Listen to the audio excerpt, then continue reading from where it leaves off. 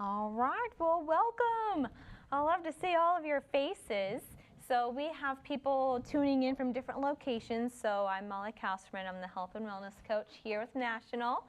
Come on in. And I work alongside Dr. Lewis. So this month we are going to be focusing on part 2 of the 8 R's of the gut and whole body health. So if you've had a consultation with Dr. Lewis, he's probably given you one of these handouts about working with gut health.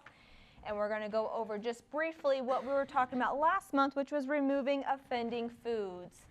So why a healthy gut matters. Real quick, why does a healthy gut matter? Anyone want to take a stab at it? It affects your whole body. Absolutely. Your gut health can affect your whole body. As you see here, an unhealthy gut, we've got bloating after every meal. We've got not feeling better after eating, like not being energetic, fatigue, issues with sleep, our hormones, you name it, and that's just very broad. We've got, 90% of illnesses are linked to an unhealthy gut, so that's why we're going to continue to talk about why your gut health is so important. So last time was step 1, removing offending foods, right? So we had talked about trying for the month of, hey, let's go gluten-free for a week or 2. Let's see if we notice any differences, if we have any gut disturbances or any other maybe health ailments that are going on. I know quite a few actually people took the food sensitivity test, and that was really interesting to go over with people, and they really learned a lot about what their body was sensitive to that they didn't think about or know about, just because we kind of get in a routine of eating certain things all the time, like apples. Apples are healthy, right? Some people's bodies do not appreciate apples, and so they were able to find that out on the sensitivity test. All right, so like I said before, we're going to make this short and sweet, right? Curated information. But if you have any questions, feel free to ask, because I'm sure probably someone else has the same question. So step 2 is reducing pathogens and biofilms. Well, what exactly are pathogens and biofilms? And why would that be step 2? So as we are, removing these offending foods, we may not be feeling any better, okay? We now have to take into account maybe different harmful organisms that have taken up residency in our guts, okay? So as you know, we kind of talk about that gut microbiome, or in this case, intestinal flora. It's all basically the same thing. We have good and bad bacteria working in harmony together for our overall health. And that is for inflammation in the whole body, maintaining a healthy weight, our immunity, metabolism. We've got bad gut microbes, increased inflammation equals poor quality of life.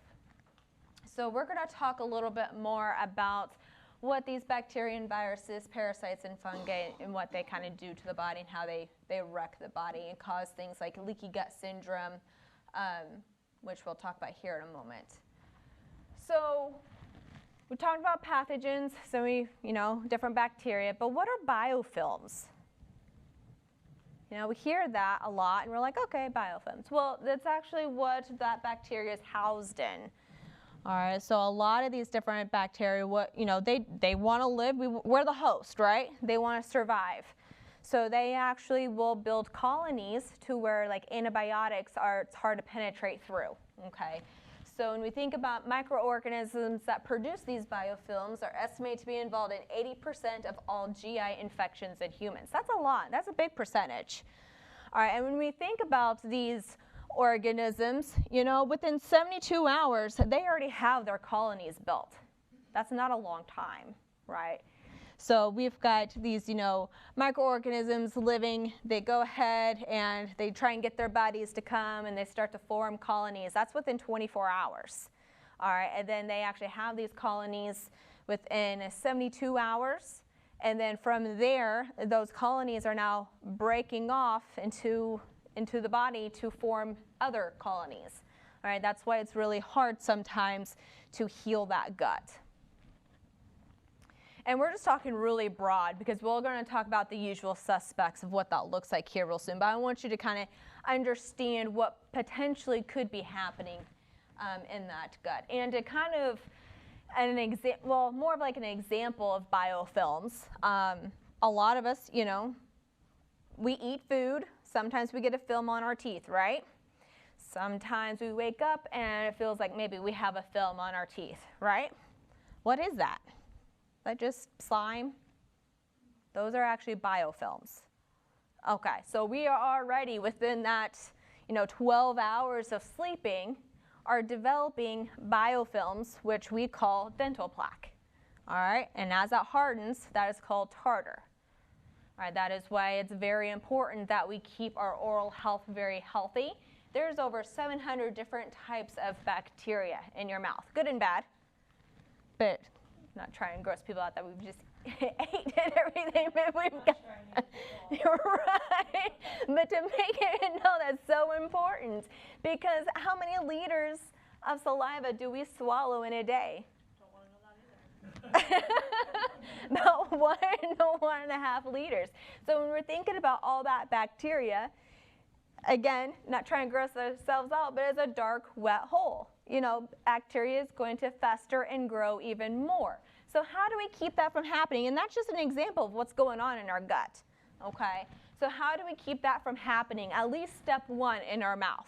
Because as we know, like gingivitis, other dental diseases are linked to heart attack, stroke, and other chronic diseases within the body.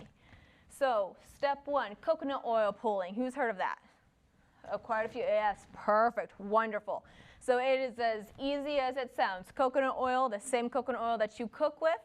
I do like to melt mine sometimes, but you can just take a big spoonful, so 1 to 2 tablespoons, and you're going to swish that around in your mouth for about 10 to 15 minutes. Okay. So I usually do it when I'm in the shower, try and make it easy, because trying to sit in there in front of the mirror for 10 to 15 minutes is a little boring, I will say. But what does that do? When we think about those biofilms, they actually don't go away with regular, say, Colgate, toothpaste, and water. All right, that oil is actually going to penetrate through those biofilms and dissolve them and take care of that bacteria. Okay, so that's how difficult and pesky some of these biofilms can be. It may seem like we're clean, but in reality, we're truly really not. Okay. Next is some salt water. So as we know, salt water can help with bacteria, right? That's why when we were kids, our moms or parents or whoever usually had us gargle for sore throats, right? It's going to help take care of that oral health too. So step one, coconut oil pulling. Right after coconut oil pulling, we're going to salt water gargle. Right after that, we're going to brush and floss. All right.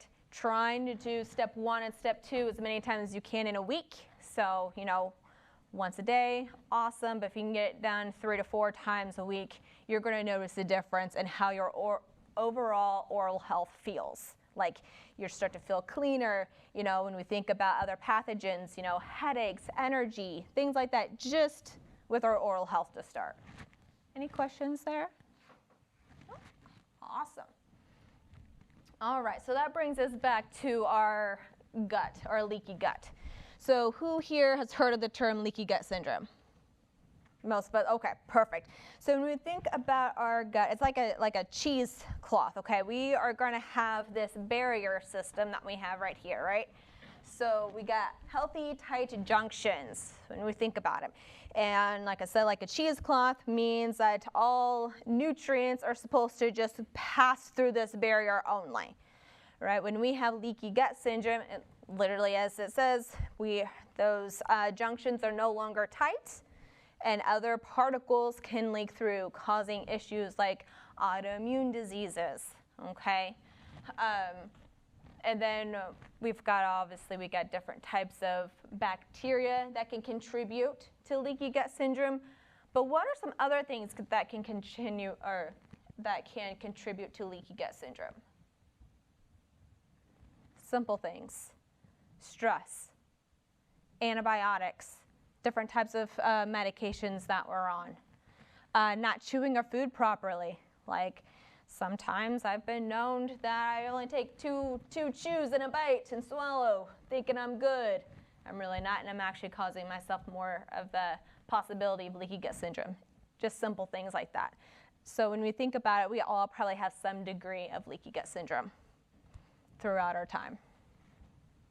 All right, so what are some usual suspects that we have here? We're going to go off of the top 4 that Dr. Lewis has that are more common. Starting out with H. pylori. We've probably heard of this one before because we used to be able to test for it through blood. Now you can't. Now it's a breath test or a stool test. All right. So reason why we were testing for this when we could with the blood was because it is deep-rooted bacteria in your stomach. It is hard to get to, all right, with just regular antibiotics. And it is easy to pass.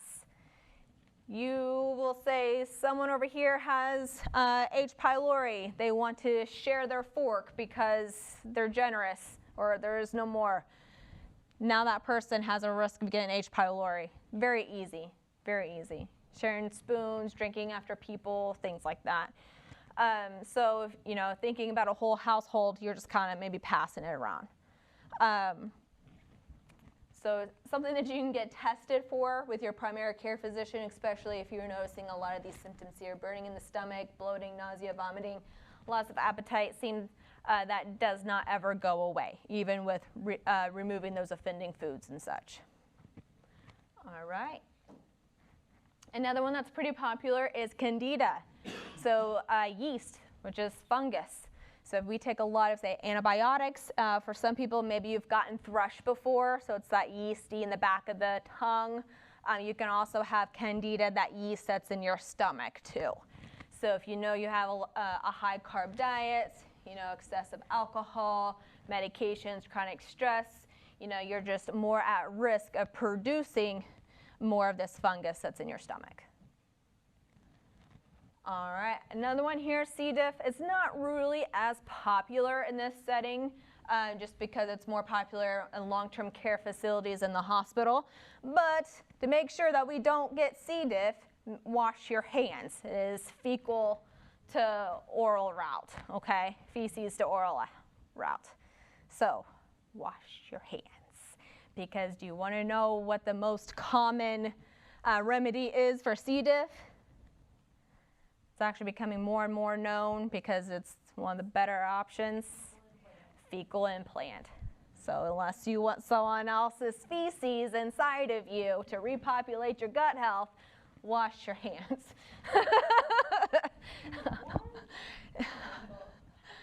Right, yes.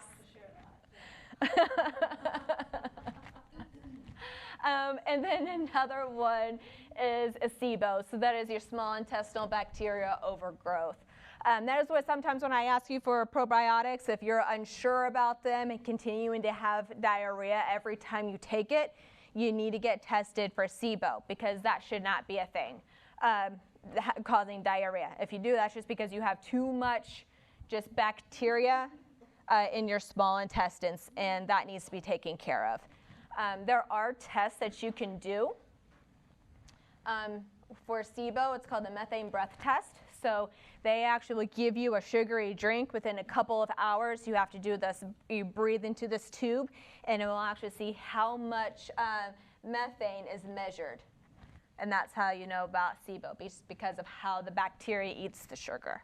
So that's another thing, like with H. pylori, they will do a breath test, and they're measuring ammonia that the body has created because of that bacteria. A couple of things that we do test for that are automatically part of your CDT panel is your ESR and CRP, which we talked about last time. So we're talking about measuring pretty much absorbing of those minerals and inflammation. And then our CBC with differential, so that is your white blood count, your immune system, and that's where that neutrophil, the lymphocytes, those are your white blood cells, part of that panel.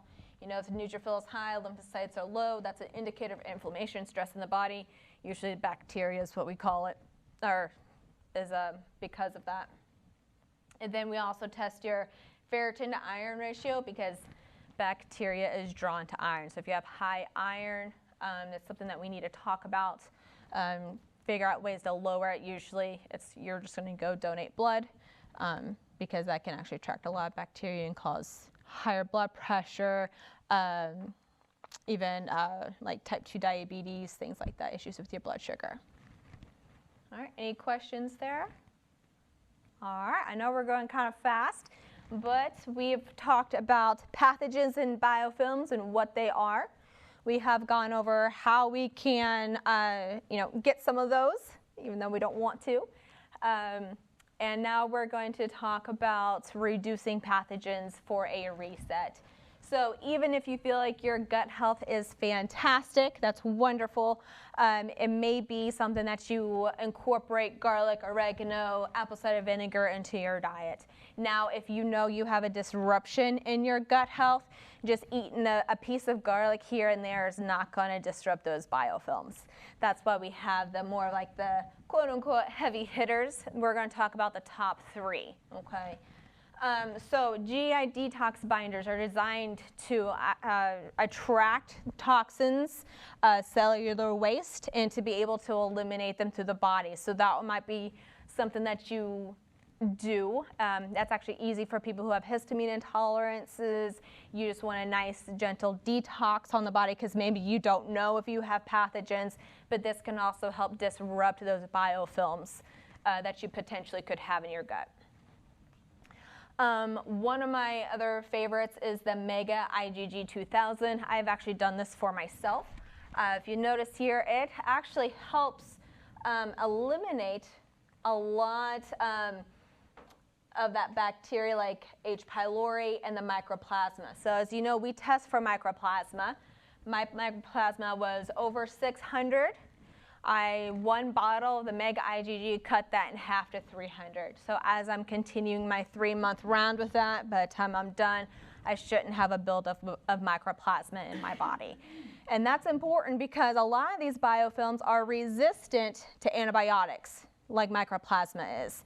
It lacks a cell wall, so it's not something that an antibiotic can come in and blast. Okay, it needs help in other ways. Okay. Biocidin is another one that I know of a lot of people that have taken. If you've noticed here with the ingredients of biocidin, it's a lot of those biofilm natural agents right there on the screen. So that's actually designed to help with the biofilms and bacteria and other pathogens in the body. So if you notice that you do have any of those elements going on, make sure you message me so that way we can kind of talk about what best route for you to take. So it's not something that you're going to take maybe all 3 at once. Okay. All right. Any questions so far? I know I'm making this super fast through here. All right, so when we think about, okay, we got all that information. Now what are we going to do with it, right? So just like on step 1, removing offending foods. So picking some things that you eat a lot of, that that could be causing a disruption in your gut, eliminating them, okay? Now after we have done that, we've got our step 2, which is going to be this is going to be easy to do, whether you're here in the corporate office or out there on the road. Coconut oil pulling, combining that with saltwater rinsing, blushing, and flossing. You can at least start disrupting biofilms in your oral health, okay, in your mouth. And then, always you can consult with the wellness team. You can email me if you have any questions or like to set up a consultation, or if you'd like to get in touch with Dr. Lewis, I can get you in touch with him. And then another one is watch your sugar intake. Why is that? Besides, sugar's toxic and blah, blah, blah, and all that stuff. Bacteria loves sugar. Okay, you feed bacteria with sugar. And sometimes, I don't eat much sugar. And I'm going to be one to admit that I say the same thing. I don't eat much sugar. But you know what? I really like that horchata oat milk espresso from Starbucks. Do you know how much sugar is in that thing? A small one? 16 to 20 grams. That is like half my daily intake of sugar, right? So when we think about, maybe where the sugar is coming from, is it in our coffee drinks? Is it things like, I'm being healthy, I'm eating oatmeal. Well, in a 1 cup of oatmeal that's already prepackaged is 15 grams of sugar. I'm being healthy, I'm eating yogurt. How much sugar is in your yogurt? 17 grams of sugar. You know, sweet teas, even soups, pastas. So just trying to read labels, that will be a good action step, bringing down that sugar, and then working on our oral health. All right, any questions? No? Okay, that was a lot, but I was trying to make it short and sweet. So thank you all for joining me today. Next month, we will actually be talking about part 3, which is replacing. So we're going to support the microbiome and digestion. So we'll talk about more like fermented foods and such next time. But this will be your action steps for this month. All right. Thank you all. Thanks, Molly.